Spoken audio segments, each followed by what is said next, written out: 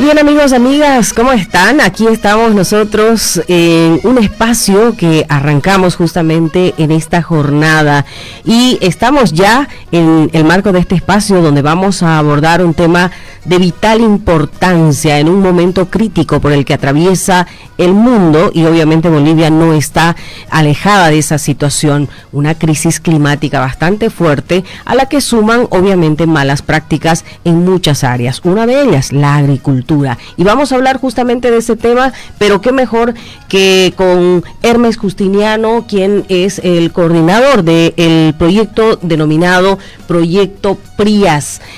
Vamos a conversar junto con él. Le quiero darle la bienvenida. ¿Cómo está? Muy buenas tardes, señor Justiniano, o muy buenos días, señor Justiniano. Buenos días, Lourdes. Muchas gracias por este espacio en su radio tan conocida, de tanta historia en la Chiquitanía y en todo el país. Un gusto estar con ustedes acá.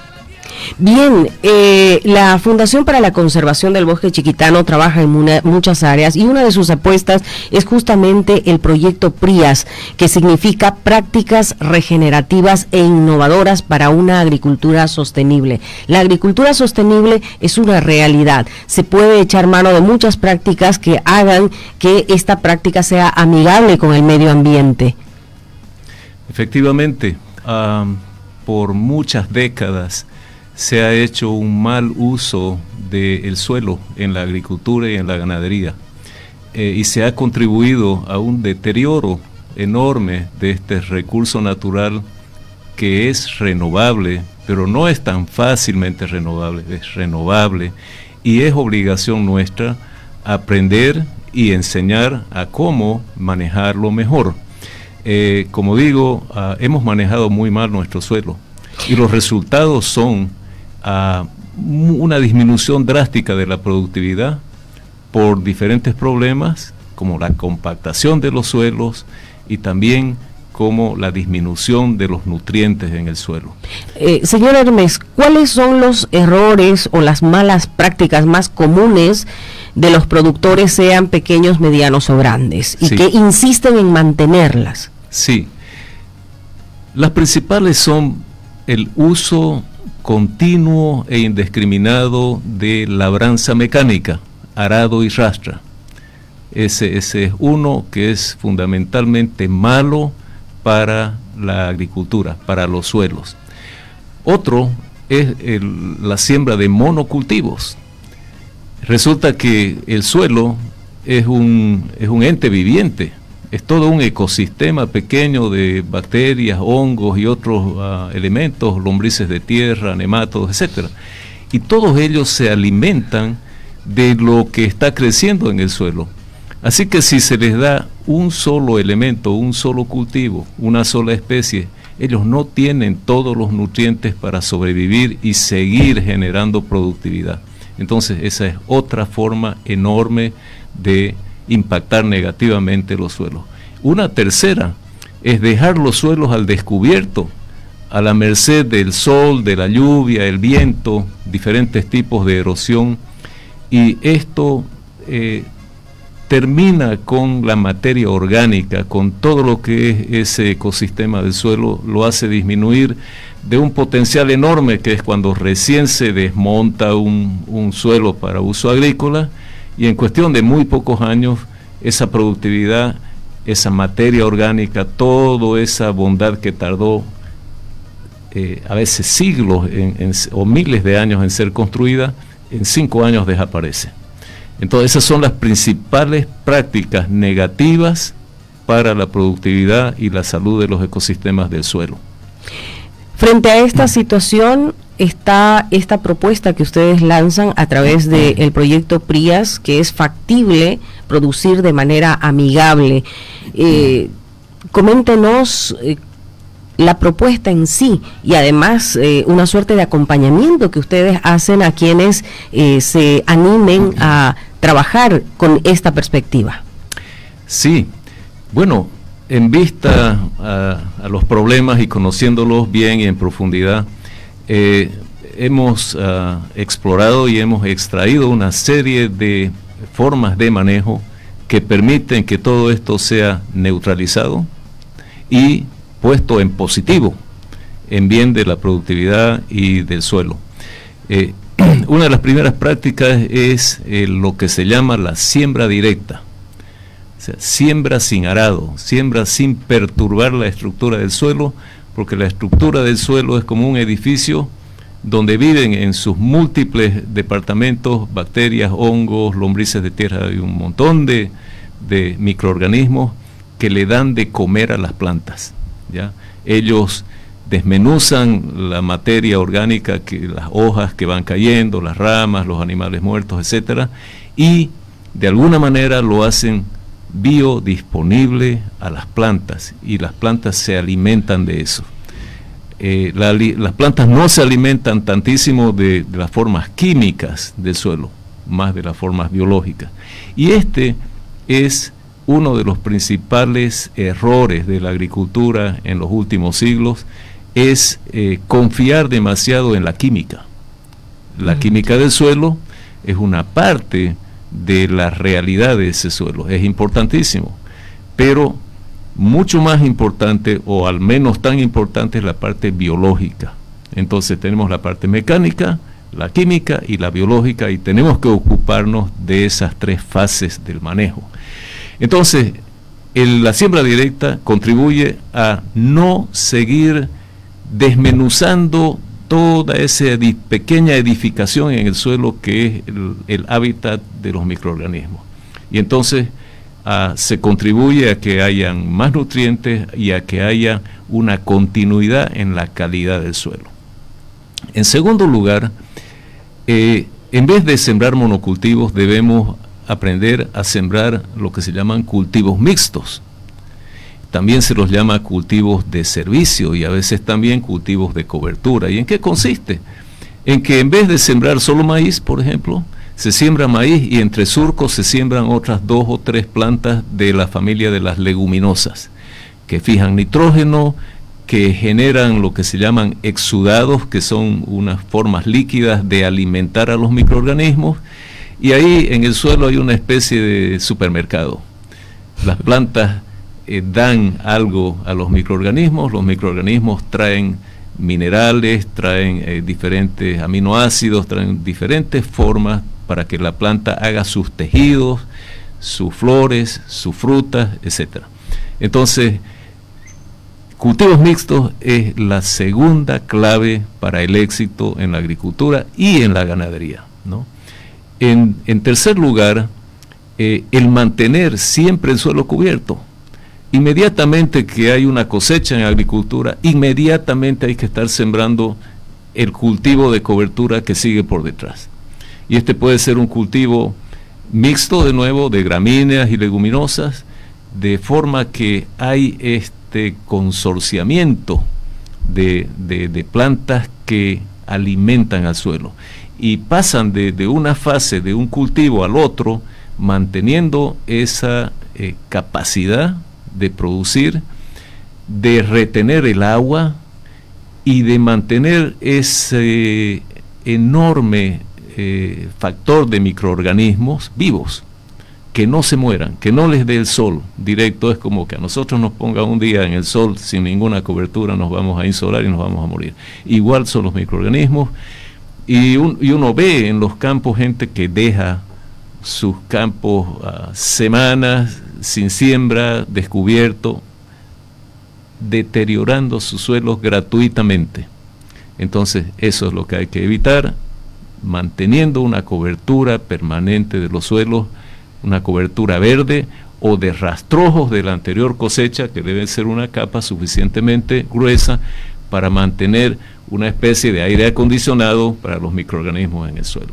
Creo que se entiende hasta ahí. Sí, ¿no? Sí, claro, es una forma continua de tener la tierra con los nutrientes necesarios para continuar produciendo, y esto le ahorraría también al productor, qué sé yo, más adelante, manteniendo esa riqueza en su suelo. ¿Cuál es la riqueza o cuál es la ganancia para el productor, además de mantener su suelo nutrido? Bueno, manteniendo estas tres condiciones, hay una cuarta que le va a ir garantizando al productor ahorros en fertilizantes, en agroquímicos y en otras formas de abonamiento y de defensa de los suelos.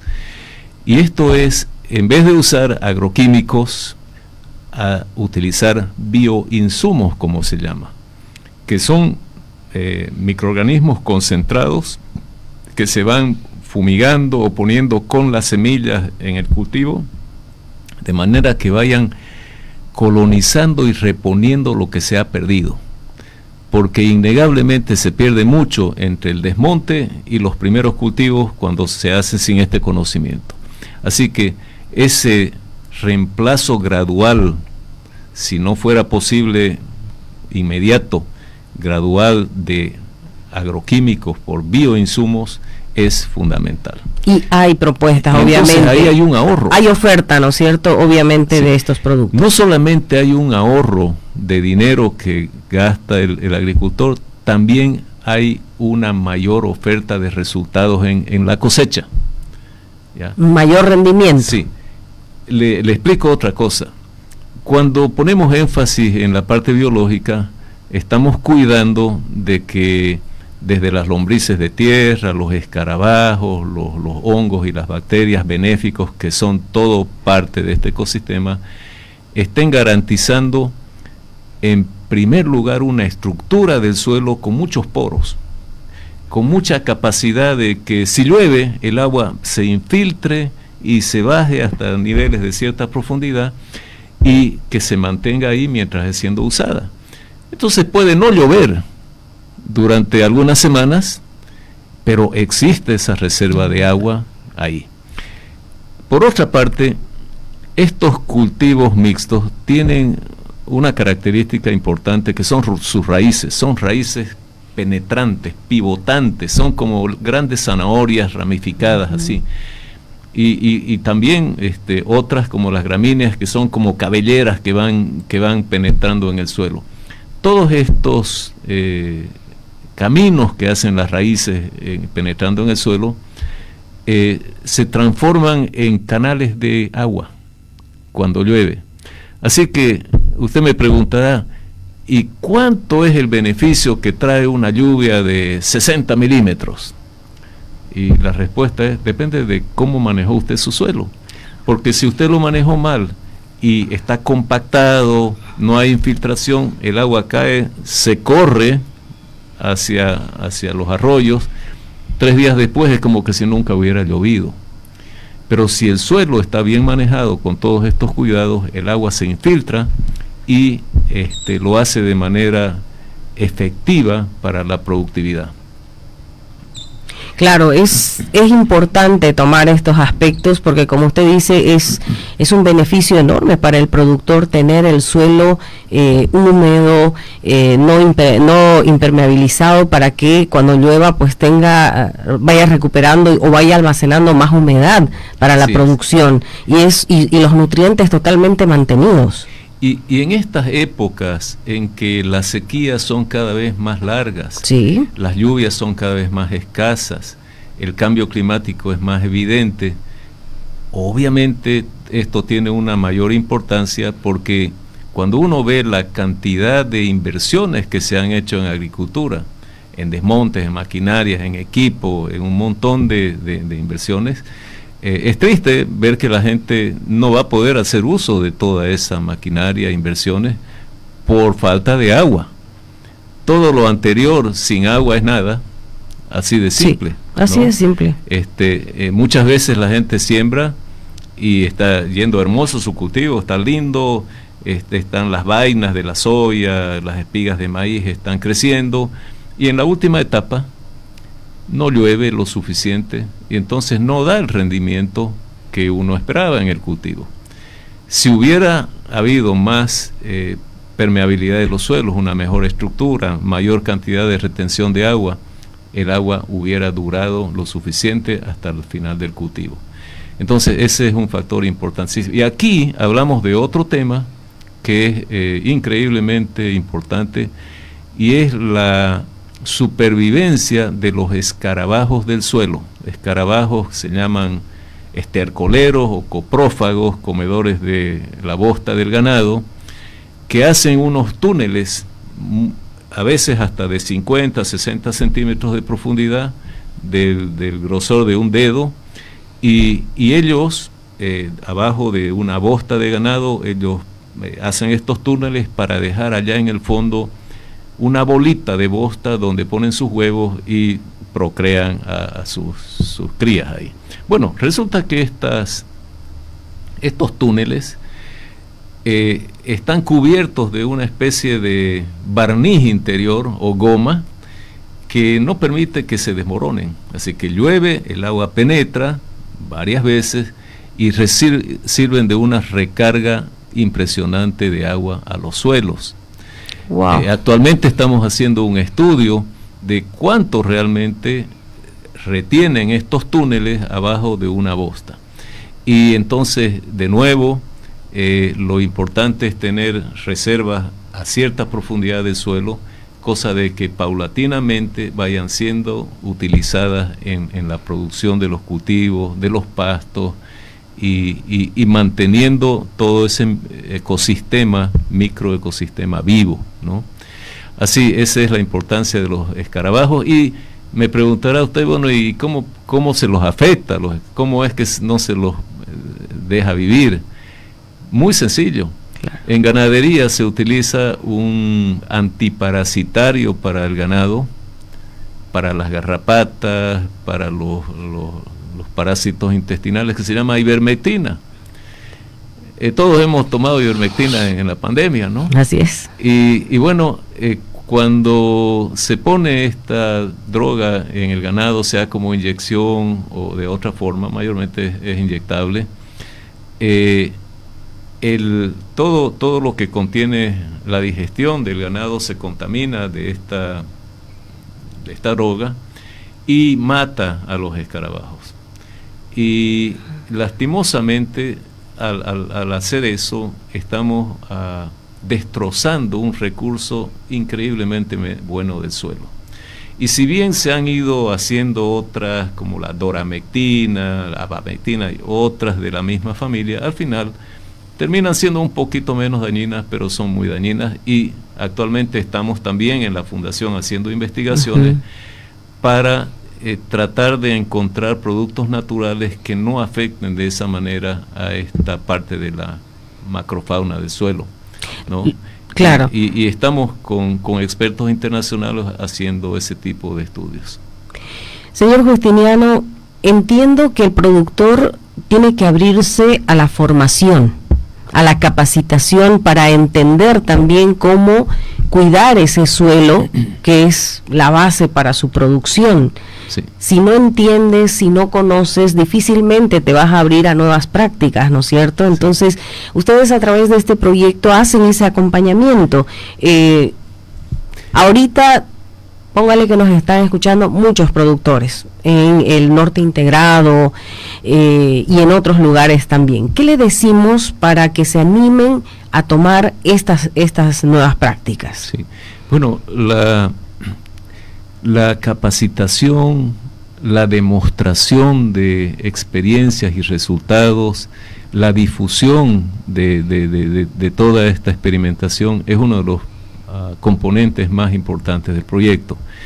Nada lograríamos con hacer una serie de estudios y de experimentos si eso no es conocido y si no es absorbido y tomado por los agricultores, los productores. Entonces sí tenemos una serie de eventos demostrativos, pero para empezar tenemos un cuerpo de profesionales que apoya a los productores desde la planificación de lo que van a sembrar en las diferentes etapas del año, ¿no? En las diferentes campañas de siembra. Entonces se les ayuda a esa planificación, se les provee las semillas de estos cultivos mixtos, leguminosas, poligonáceas y varias otras, y se los integra en la experiencia de ver los resultados, cómo se desarrollan sus cultivos, qué tal con lo que se llaman las parcelas testigos. Las parcelas testigos son parcelas ahí al ladito que hacen lo que siempre se hacía, de monocultivos, etcétera, y entonces se puede ver esta enorme diferencia de resultados en la recuperación de la calidad de los suelos. Entonces, pero luego todo eso se sistematiza, se recogen los datos y se preparan publicaciones a veces muy sencillas en forma de panfletos que van mostrando al agricultor paso a paso cómo debe hacer las cosas, pero otras de mayor profundidad en las cuales se respalda científicamente el porqué de cómo estas prácticas van haciendo las mejoras en el suelo y la productividad. Muy bien. ¿Cómo informarse acerca de cómo acceder a este proyecto? ¿Cómo llegar a los productores? Bien, tenemos varios niveles. El primer nivel es que nosotros trabajamos con la organización CREA. CREA significa Consorcios Regionales de Experimentación Agropecuaria. Y hay organizaciones CREA, así como en Bolivia y en Argentina y en Uruguay, donde empezaron, y en Paraguay también. ¿Y cómo funcionan? Funcionan porque CREA tiene tiene un conjunto de grupos de típicamente 10 a 12 miembros, ganaderos, agricultores, recriadores de ganado, etcétera, y ellos comparten el conocimiento a su interior del grupo, pero también a los otros grupos CREA. Y ahí en CREA tenemos unos 250 a 300 asociados. Pero además, muchos de los miembros de CREA son miembros de ANAPO, ¿ya? Y ANAPO es una organización enorme que incluye a muchísimos miembros, son miles de miembros, y también esa es otra forma. Luego tenemos a diferentes eventos, típicamente en el marco de CREA, donde se juntan muchos agricultores, ganaderos, días de campo, días técnicos, jornadas técnicas ganaderas, jornadas técnicas agrícolas, y ahí va la gente y ve los resultados, y puede ver en el terreno, típicamente entre las muchas cosas que se ven ahí, se ven calicatas. Las calicatas son cortes en el terreno donde se ven las raíces, cómo van penetrando estas raíces tan impresionantes de los cultivos mixtos, y penetran a veces metros abajo del suelo, y cómo interactúan gramíneas, pastos con leguminosas, con poligonáceas, y cómo todo eso es muy ilustrativo, es muy educacional, y la gente se convence sí o sí, porque nadie les está contando historias, es la realidad, ¿no? Entonces, también es bueno destacar que aquí en Bolivia hay empresas dedicadas a la producción de variedades de sorgo, de maíz, a veces de gramíneas y demás, que tienen estas características impresionantes de romper la compactación del suelo, hacerlo mucho más susceptible de incorporar la humedad, el agua de lluvia, y trabajamos con esas empresas también.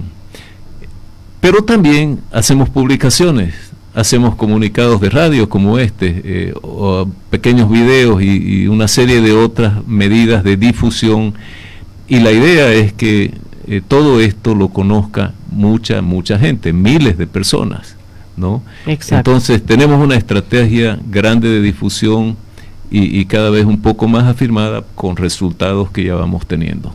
Qué bueno. Y este solamente es el inicio de una serie de entrevistas en las que se va a compartir justamente toda esta información, el adelanto que usted nos ha dado acerca de cómo se puede trabajar con esta agricultura amigable con el medio ambiente, o esta producción amigable con el medio ambiente.